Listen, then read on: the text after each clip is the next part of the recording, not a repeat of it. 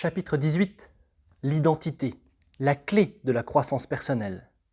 On ne fait rien d'extraordinaire sans hommes extraordinaires, et les hommes ne sont extraordinaires que s'ils sont déterminés à l'être. Charles de Gaulle. Il n'y avait aucune marque sur son corps. Les communistes chinois l'avaient gardé prisonnier dans une minuscule pièce pendant plus de 20 heures, mais ils ne l'avaient ni battu ni torturé. Ils lui avaient même offert une cigarette ou deux, et à la suite de leur conversation polie, le soldat américain avait en main un document qu'il avait lui-même écrit et qui décrivait d'une part les innombrables injustices et les effets destructeurs du mode de vie américain, de la société capitaliste, et d'autre part les mérites, la supériorité et le caractère humain du système communiste. Mais il y a plus. Le document rédigé par le GI américain allait être diffusé dans les camps de prisonniers de guerre en Corée du Nord, ainsi que dans les garnisons de soldats américains stationnés en Corée du Sud. Plus tard, ce même GI allait divulguer des secrets militaires, trahir ses compatriotes emprisonnés et dénoncer avec ferveur son propre pays. Qu'est-ce qui a amené cet homme à modifier complètement sa vision du monde et à abandonner les croyances qui lui avaient été inculquées tout au long de sa vie? Qu'est-ce qui l'avait amené à renoncer à ses valeurs fondamentales et à collaborer avec l'ennemi? Quel changement particulier pouvait amener un individu à faire volte-face et à modifier aussi radicalement ses pensées, ses émotions et ses actions? Pour le savoir, il faut comprendre qu'il avait été poussé dans une voie qui l'avait littéralement obligé à transformer sa propre identité. Il agissait conformément à la nouvelle image qu'il avait de lui-même.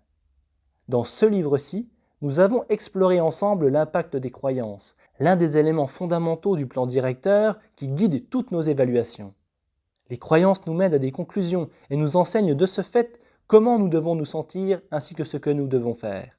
Cependant, il y a divers niveaux de croyances qui ont plusieurs niveaux d'impact sur la qualité de notre vie. Certaines croyances ont un impact très spécifique. Ainsi, les croyances que vous entretenez à l'égard d'un ami détermineront les pensées et les sentiments que vous inspire le comportement de cet ami et la signification que vous prêtez à ses faits et gestes. Si vous savez que cet ami est une personne affable, vous ne remettrez pas en question son côté aimant s'il a un moment de colère. Cette croyance guidera toutes les actions que vous aurez avec cette personne, mais ce ne sera pas nécessairement le cas avec un étranger. Elle ne vous affectera que d'un point de vue spécifique dans vos interactions avec cet ami. Certaines croyances ont, pour leur part, une grande influence sur votre vie. Elles sont ce que j'appelle des croyances globales. Il s'agit de croyances qui ont des conséquences plus profondes. Ainsi, les croyances que vous entretenez à l'égard des gens en général influencent non seulement vos rapports avec votre ami, mais aussi vos rapports avec tous ceux que vous rencontrez.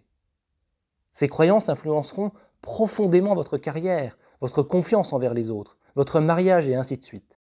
Les croyances globales que vous entretenez sur des concepts comme la rareté et l'abondance déterminent votre niveau de stress, ainsi que la générosité avec laquelle vous partagez votre argent, votre temps, votre énergie et votre âme. Si vous croyez que nous vivons dans un monde aux ressources limitées, où l'argent, le temps et l'amour n'existent qu'en quantité donnée, vous vivrez continuellement dans la crainte de ne pas en avoir suffisamment. Ce stress influencera la façon dont vous considérez vos voisins, vos collègues, vos capacités financières et les occasions qui se présentent à vous. Il y a cependant une croyance fondamentale encore plus dynamisante, car elle est le filtre particulier de toutes nos perceptions. Cette croyance contrôle directement la constance de nos décisions. Je parle ici de la croyance que nous entretenons à l'égard de notre propre identité. Ce que nous pouvons ou ne pouvons pas faire, c'est-à-dire ce que nous considérons possible ou impossible, est rarement fonction de nos véritables capacités. Il est plus probable que cela découle de nos croyances sur ce que nous sommes, c'est-à-dire sur notre identité propre. En fait, si vous avez déjà constaté que vous ne pouvez pas même envisager de faire quelque chose, ou que vous dites à quelqu'un « je ne pourrai jamais faire cela » ou « je ne suis pas du genre à faire cela », c'est parce que vous vous heurtez aux barrières de votre identité limitée. Bien entendu, cela n'est pas toujours mauvais. Ne pas vous considérer comme un meurtrier potentiel est très important. Ne pas vous percevoir comme quelqu'un qui pourrait profiter des autres est très utile également. En fait, il est important que vous saisissiez bien qu'on ne se définit pas uniquement en fonction de ce qu'on est, mais aussi en fonction de ce qu'on n'est pas. Comment peut-on définir précisément ce qu'est notre identité propre? Est-ce simplement l'ensemble des croyances que nous utilisons pour définir notre propre individualité, ce qui fait de nous des êtres uniques, bons ou mauvais ou même indifférents par rapport aux autres individus? En fait, notre sentiment de certitude à l'égard de ce que nous sommes Créez les frontières et les limites à l'intérieur desquelles nous vivons. Vos capacités sont constantes, mais l'usage que vous en faites dépend du sens de votre identité. Ainsi, si vous êtes convaincu que vous êtes une personne extravertie et sociable, par exemple, vous exploiterez les ressources d'un comportement qui correspond à votre identité. Votre perception de vous-même, si vous vous voyez comme un raté, un laissé-pour-compte ou un génie, façonne les capacités auxquelles vous avez accès. Il existe un livre intitulé « Pygmalion in the Classroom » qui décrit en détail les changements qui se produisent dans le rendement des élèves lorsqu'ils réussissent à se convaincre qu'ils sont très doués. Les chercheurs ont montré à maintes reprises que les capacités des élèves dépendent dans une très large mesure de la perception qu'ils ont d'eux-mêmes, c'est-à-dire de leur identité, laquelle résulte des croyances que les professeurs entretiennent sur leur niveau d'intelligence. Dans le cadre d'une étude, on avait dit à un groupe de professeurs que certains de leurs élèves étaient véritablement doués et qu'ils devaient les inciter à développer leurs talents. Comme on pouvait s'y attendre, ces élèves ont obtenu les meilleurs résultats.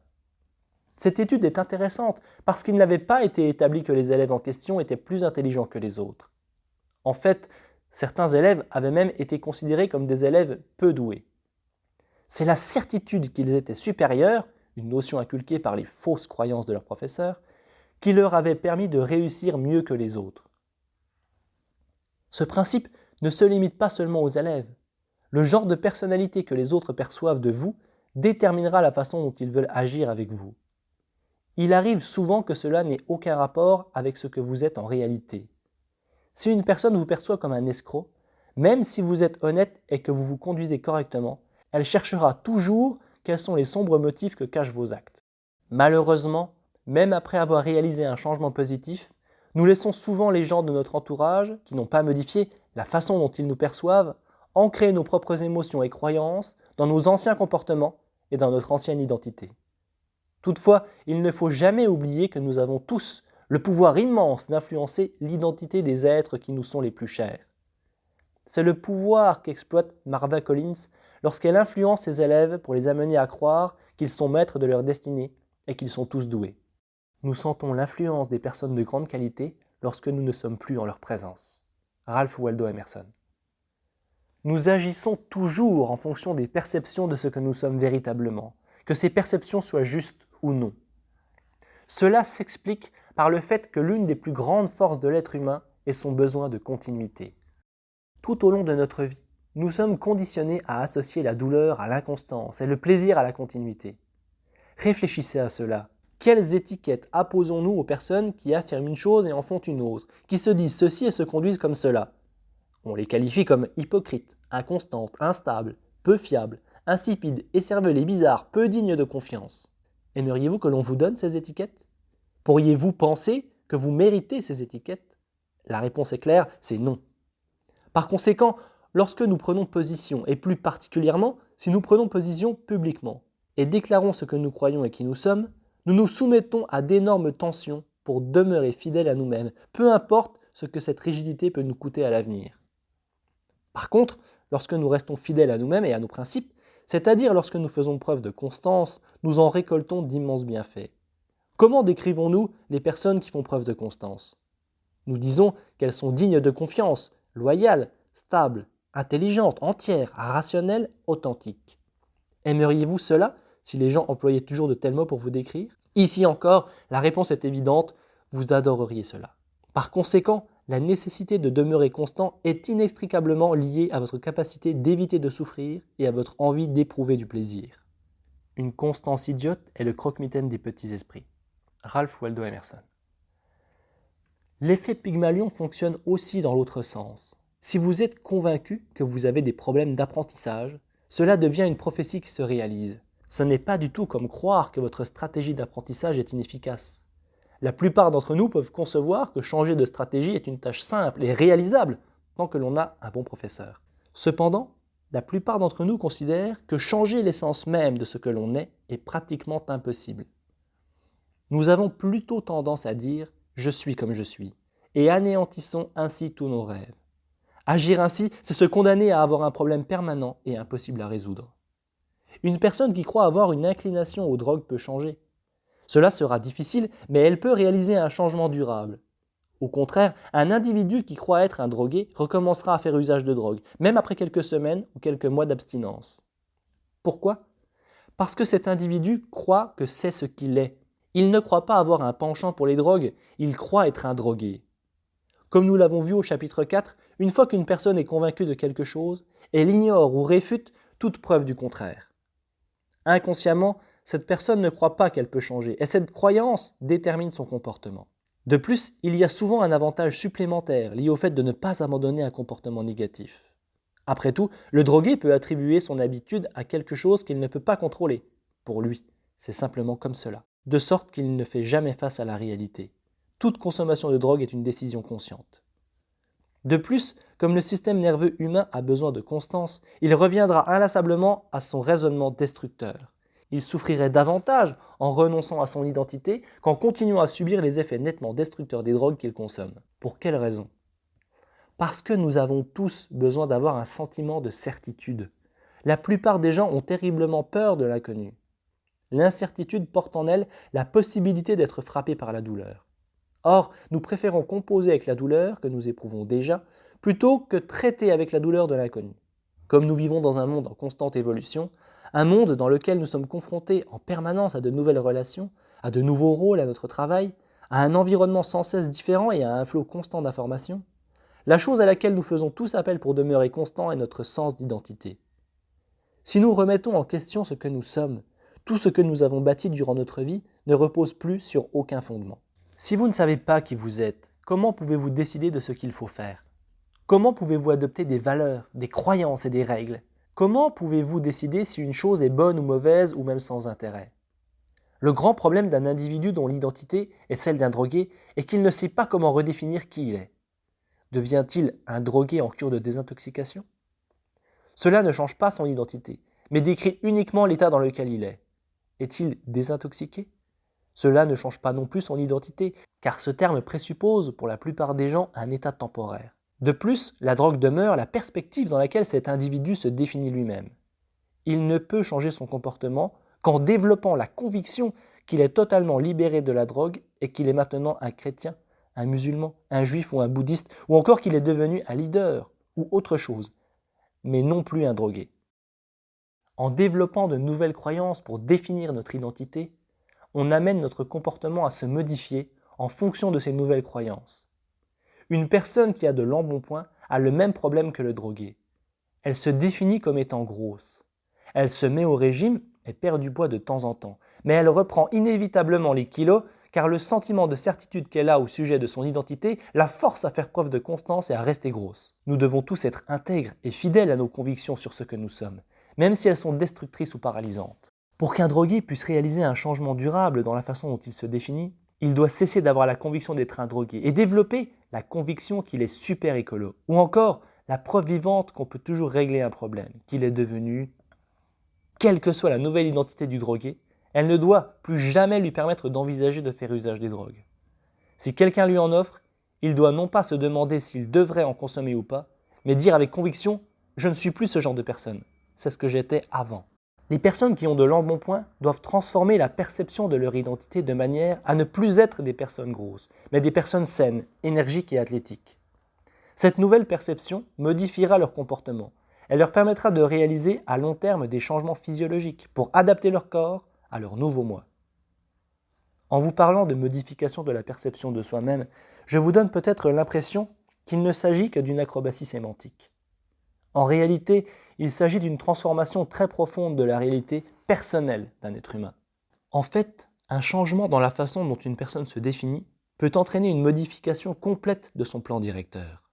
Réfléchissez un moment, un drogué n'emploie-t-il pas un système d'évaluation qui détermine ses états psychologiques et émotionnels, les questions qu'il se pose, les valeurs qui le guident et les références qui façonnent ses croyances, totalement différents de celui qu'utilise un leader, un amant, un athlète ou une personne charitable. S'il est vrai que toutes les modifications de la perception de soi ne sont pas toujours aussi profondes, il y a des cas où elles entraînent une modification instantanée du plan directeur.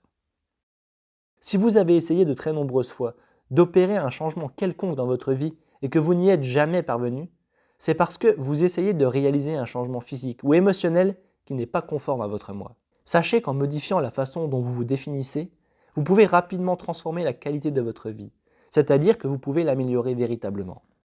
Comment la perception de sa propre identité se développe-t-elle? Comment se fait-il qu'il y ait eu davantage de prisonniers de guerre qui ont trahi leurs camarades au cours de la guerre de Corée que pendant toute autre guerre dans l'histoire moderne? Les communistes chinois, contrairement aux Alliés, avaient compris le pouvoir de la perception de soi et savaient qu'une modification de celle-ci pouvait instantanément modifier les croyances, les valeurs et le comportement d'une personne. Ainsi, au lieu de brutaliser les prisonniers, ils utilisaient des tactiques de guerre psychologiques très ingénieuses, et cela non seulement pour obtenir de l'information ou pour forcer les prisonniers à obéir, mais pour les convertir et leur faire adopter leur philosophie. Les communistes chinois savaient que s'ils pouvaient amener les prisonniers à adopter de nouvelles croyances et de nouvelles valeurs, ces derniers considéreraient le rôle de leur pays dans la guerre comme étant futile et destructeur, et accepteraient de collaborer et de faire tout ce qui leur serait demandé. Ils ont réussi. Vous pourrez comprendre comment vous avez développé votre perception de vous-même et comment vous pouvez instantanément changer votre vie en modifiant cette perception, en comprenant ce qu'ils ont fait. La tâche qui attendait les communistes chinois était véritablement formidable. En effet, comment peut-on modifier la perception de soi d'une personne sans menace de mort ou promesse de liberté, surtout lorsqu'on sait qu'un soldat américain reçoit l'ordre de ne divulguer que son nom, son rang et son numéro de matricule? Les communistes avaient élaboré un plan très simple: avancer petit à petit et persévérer. Ils avaient compris qu'on définit l'identité propre d'une personne d'après ses actions. Ainsi, par exemple, comment savez-vous qui est véritablement la personne que vous considérez comme un ami? N'est-ce pas par sa façon d'agir, sa façon de traiter les gens? Le véritable secret des communistes, cependant, est qu'ils avaient compris que nous déterminons nous-mêmes qui nous sommes. Nous développons une identité propre, d'après nos actions. Bref, on examine notre propre façon d'agir pour déterminer qui nous sommes. Les Chinois se sont aperçus que pour atteindre leur grand objectif, c'est-à-dire faire en sorte que les prisonniers modifient les croyances selon lesquelles ils se définissaient, ils devaient amener les prisonniers à faire des choses qu'un collaborateur ou un communiste ferait.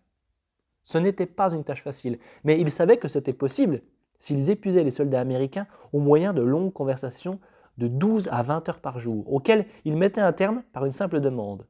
Par exemple, de dire quelque chose comme « l'Amérique n'est pas parfaite » ou « un pays communiste n'a jamais de problème de chômage ». En agissant petit à petit, les Chinois pensaient pouvoir arriver à leur fin. Ils savaient combien nous avons besoin d'être conséquents avec nous-mêmes. Une fois que nous avons fait une déclaration que nous affirmons croire, nous devons avoir le courage de nos convictions. Ainsi, les Chinois demandaient aux prisonniers de dresser une liste des choses qui n'étaient pas parfaites en Amérique. Épuisés, les prisonniers devaient répondre à diverses questions comme « Quels sont les autres avantages du communisme ?» Au bout de très peu de temps, les soldats se retrouvaient assis devant des documents écrits de leurs propres mains qui non seulement dénigraient leur pays, mais faisaient l'éloge du communisme. Ils devaient alors justifier ce qu'ils avaient fait. Ils n'avaient pas été torturés et on ne leur avait pas promis de récompense. Ils avaient seulement fait de petites déclarations, parce qu'ils avaient besoin de demeurer conséquents avec eux-mêmes. C'est ainsi qu'ils se retrouvaient avec des documents signés de leurs mains. Comment pouvaient-ils s'expliquer qu'ils aient agi ainsi? Par la suite, on leur demandait même de discuter avec d'autres prisonniers des raisons qu'ils avaient données, ou même de rédiger tout un article pour justifier ces raisons. Lorsque les Chinois diffusaient ces documents et le nom des prisonniers qui les avaient rédigés, ces prisonniers devenaient aux yeux de tous des collaborateurs avec l'ennemi. Lorsque leurs camarades leur demandaient pour quelles raisons ils avaient agi ainsi, ils ne pouvaient pas se défendre en disant qu'ils avaient été torturés. Ils devaient justifier leurs actes de manière à conserver leur intégrité. Aussitôt, ils affirmaient qu'ils avaient écrit ces choses parce qu'elles étaient vraies, et, à ce moment-là, leur propre identité se modifiait. Ils se considéraient comme des pro-communistes, comme le pensait d'ailleurs tout leur entourage. Pour renforcer encore cette nouvelle identité, les communistes les traitaient de la même façon qu'ils l'auraient fait pour des gardes communistes. En peu de temps, les prisonniers dénonçaient ouvertement leur pays et, pour adapter leur déclaration à leur nouvelle identité, ils collaboraient davantage avec leurs ennemis. C'est là une des facettes les plus brillantes de la stratégie des Chinois. Une fois qu'un prisonnier avait écrit quelque chose, celui-ci ne pouvait plus jamais se convaincre qu'il ne l'avait pas fait. C'était là, écrit noir sur blanc, avec son écriture, et que tout le monde pouvait voir. Ces mots qui l'amenaient à adapter ses croyances et sa propre identité à ce qu'il ne pouvait plus nier. Avant de juger les soldats américains trop durement, examinons soigneusement notre façon d'agir. Avez-vous sciemment choisi ce qui vous définit, ou avez-vous défini votre identité par la somme de ce que les autres vous ont dit, par les événements qui se sont produits dans votre vie et par d'autres facteurs hors de votre contrôle. Quels sont les comportements que vous avez adoptés pour appuyer votre perception de vous-même, votre identité? Seriez-vous prêt à subir une douloureuse extraction de moelle osseuse pour aider un étranger? Dans la plupart des cas, la première réaction des gens est « jamais de la vie ». Pourtant, une étude menée en 1970 a montré que si l'intégrité de leur vision d'eux-mêmes en dépendait, bon nombre de personnes s'engageraient à faire ce geste altruiste. Cette étude a montré de plus que lorsqu'on commençait par demander de petites choses aux gens, puis qu'on leur demandait 2 choses simples qu'ils ne pouvaient refuser sans avoir l'impression d'être inconséquents, beaucoup modifiaient le regard qu'ils portaient sur soi. Ils commençaient à se percevoir comme des personnes généreuses, comme des personnes qui s'engageaient à aider leurs semblables dans le besoin en sachant faire des sacrifices. Ainsi, lorsqu'on demandait de se faire extraire de la moelle osseuse, ils se sentaient obligés d'accepter en raison de leur nouvelle perception d'eux-mêmes, peu importe ce que cela devait leur coûter en temps, en argent ou en douleur physique. Leur conviction d'être des gens généreux devenait le reflet de ce qu'ils étaient. Pour façonner le comportement humain, il n'y a pas de plus grande motivation que le sens de sa propre identité. Vous vous demandez peut-être, mon expérience de la vie ne limite-t-elle pas le sentiment que j'ai de mon identité? Celui-ci n'est rien d'autre que les décisions que vous avez prises sur ce que vous êtes. Vous devenez ce que vous croyez être. La façon dont vous définissez votre identité définit votre vie.